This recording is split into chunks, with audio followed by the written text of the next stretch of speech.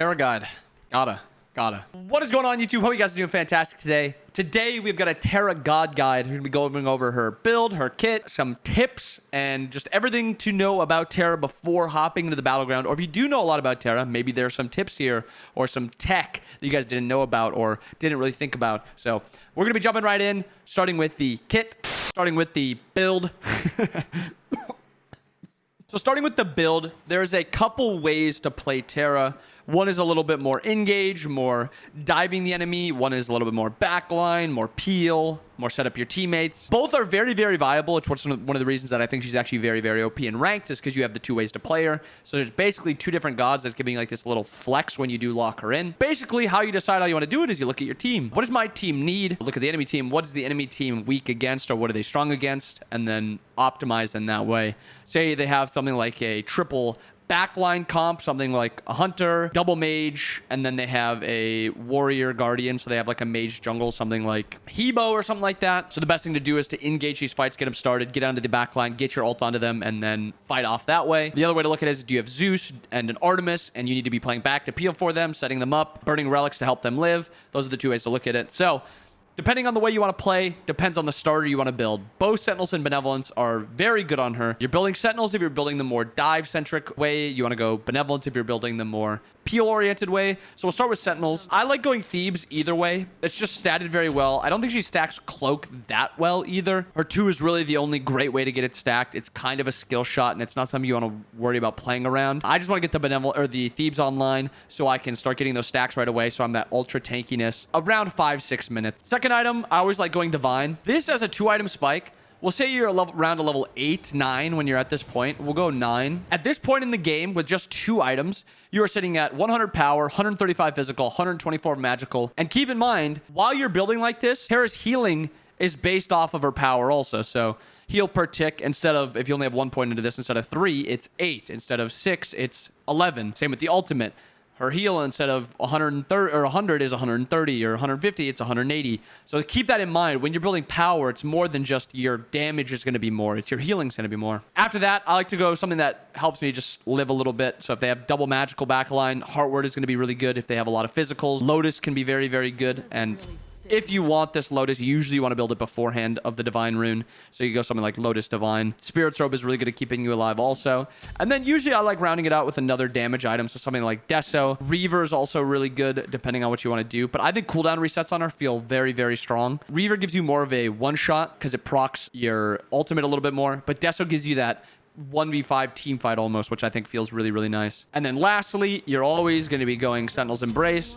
So keep in mind, this is only me and nobody else around me. I'll throw 3 down also to give us the Lotus. So we're sitting at 313 physical, 257 magical with 210 power and 3450 health. This is something I think feels really, really good when you're playing Terra and you're playing that dive-centric. So this build is very, very open-ended. There's a lot of stuff you can do. The only things I think need to be built in a build when you're diving with Terra is this. And it doesn't have to be in this order. Obviously, Divine, you can delay a little bit if you want like a Heartward or something because they have a lot of magical, like I said. But something like that makes a lot of sense. And then the backline Terra build is just building to keep your team alive. So Lotus and Thebes as a 2-item spike.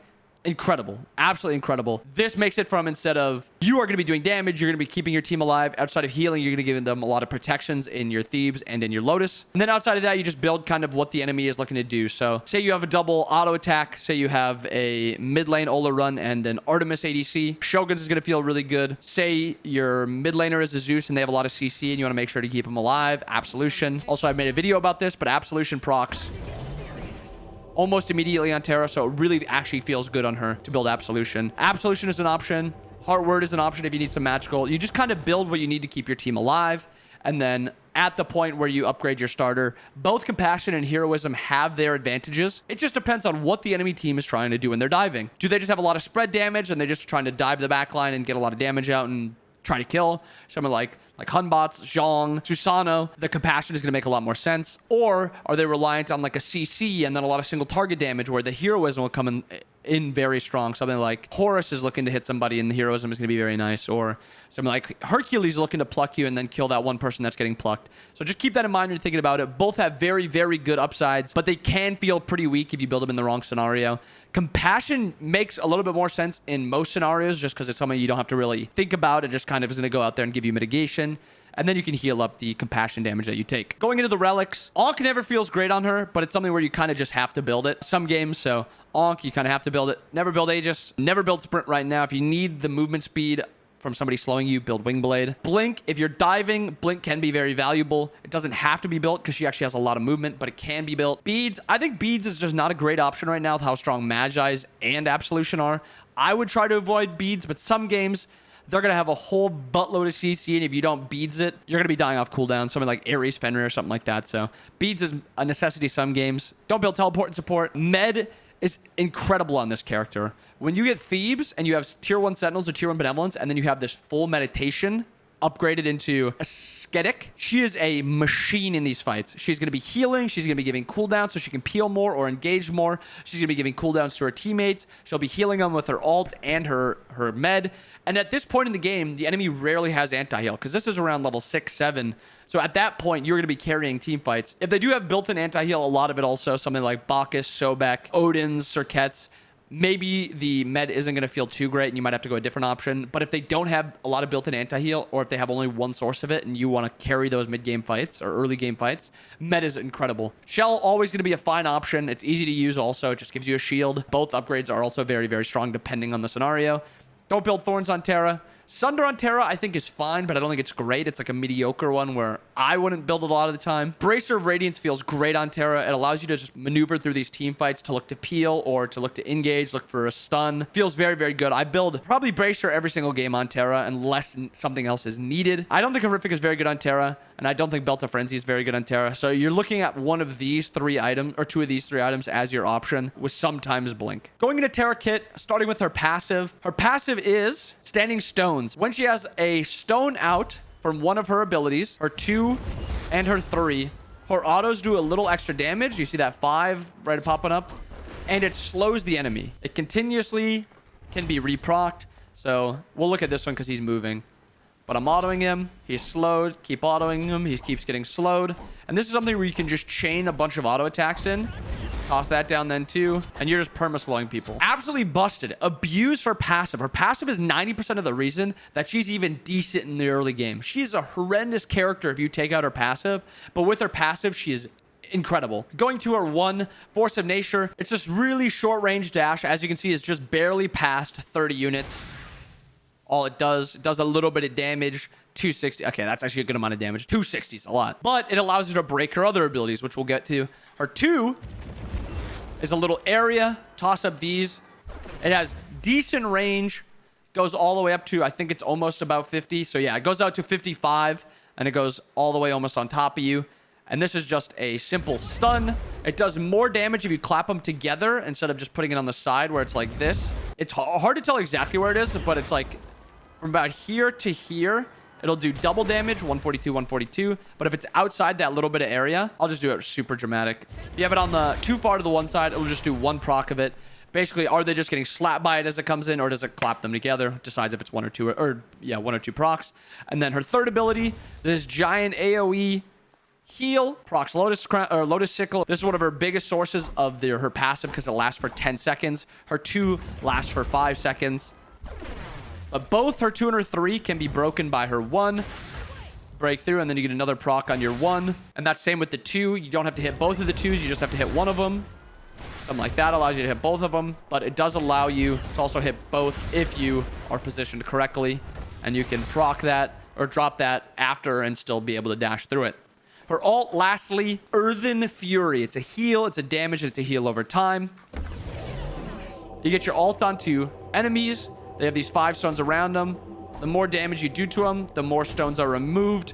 And after the 4th instance of damage, it does a burst damage against the enemy. Ult onto your teammates. It gives them a little heal over time. Procs Lotus Sickle. These 4 things around them, once they take 4 instances of damage, they'll get a big burst heal.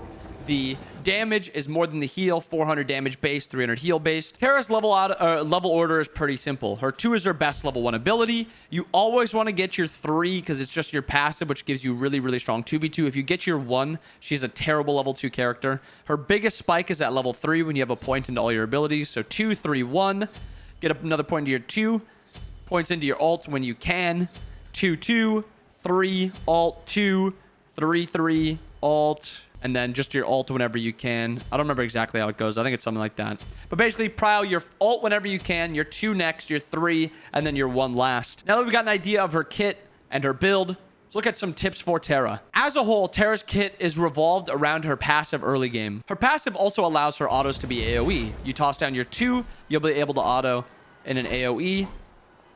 Same with your 3, autoing an AoE.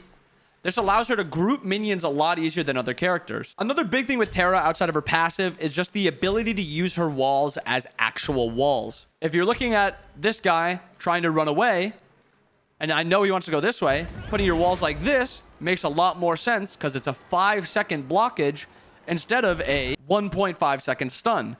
Think about he's trying to run away and just doing this 1.5 seconds. If you actually get a nice wall up, and it's something where you can actually body block them, this is a 5-second CC with also them getting slowed and you doing enough damage instead of just that stun. You can also use your passive to set up your other abilities. Autoing like this allows you to get a nice wall down, and then you have like this nice blockage, stuff like that. Then you can always use your dash out. Terra's really good because she can be a partial in character with safety of getting out. If you dash in something like this, get an auto onto him, you can get another dash off to get out and get to safety. So there's a bunch of things you can do. You don't have to spam the 1 twice just to be able to get it off. And you want to keep in mind abusing your passive. Going like this, you keep your passive up this entire time. You don't even have to use your second dash. You have another 5 seconds of that auto slow on top of the dash damage and the 2 shatter damage. The biggest thing to keep in mind when you're playing Terra is, does the enemy have an Onk? Because your ult can go from this massive teamfight changing fight for you guys to a big swinging ultimate for the enemy. If you get a big ult onto your entire team, 5-man, yourself included, so I guess 4-man because you're going to never miss yourself, 4-man ult, Onk just absolutely shuts down what you want to do as Terra. Specifically, the Blighted Onk one. Enemies that are healed by God abilities, your ultimate, while affected by this curse, takes 20% extra damage. So instead of your ult giving you 5% mitigation to your teammates, it does 20% extra damage. They're going to be taking 20% extra damage. And then all healing reduced by this effect is distributed to your allies in a 40-unit radius. So this ult, instead of being a big swing in your favor, can be a big swing in the enemy's favor. So it's something you have to think about where, is my ult actually going to be a lot of value right here outside of if they onk. Lastly, keep in mind Terra is a level 3 character. Her level 1 is not good, it's fine. Her level 2 is not good, it's fine though. Her level 3, where she gets a point into her this, and into her dash, this is when she peaks. This is when she has so many options to play around with. She has a heal, she has a slow, she has a stun, she has walls, she has damage. She has so much stuff in her kit. Abuse her level 3, abuse her past level 3 and beyond, and then go out there, dominate these games. Terra's absolutely busted. I hope you guys enjoyed the videos. If you guys have any questions, drop them down below. I'll be happy to answer them. If there's anything I missed or if you guys are curious about, also ask those things. But I hope you guys enjoyed the video. Hope you guys have a wonderful rest of your day. See you guys again next time. Peace.